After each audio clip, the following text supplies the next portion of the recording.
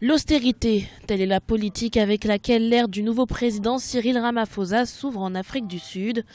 Un chemin qualifié de difficile dans la sphère politique sud-africaine, mais qui serait nécessaire au bon fonctionnement du pays. Le budget 2018 établit une ligne pour sortir de la stagnation de notre économie. Il vise à stabiliser l'économie, ce qui sera un premier pas vers la prospérité de nos concitoyens et pour les finances de notre pays, à moyen et à long terme.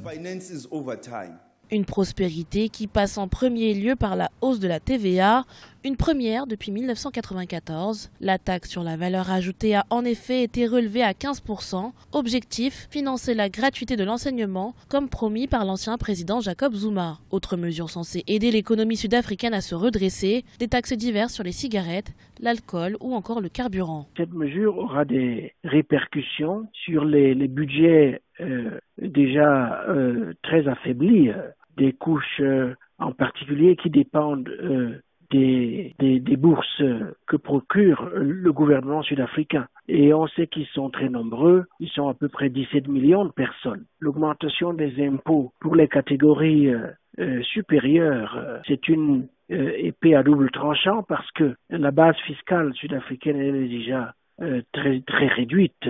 Et donc on ne peut pas non plus augmenter les impôts à tout va. Il faut dire que l'Afrique du Sud est empêtrée dans un marasme économique tel que la croissance de l'année 2017 est établie à 1% et que le chômage, quant à lui, avoisinait les 28% à fin 2017.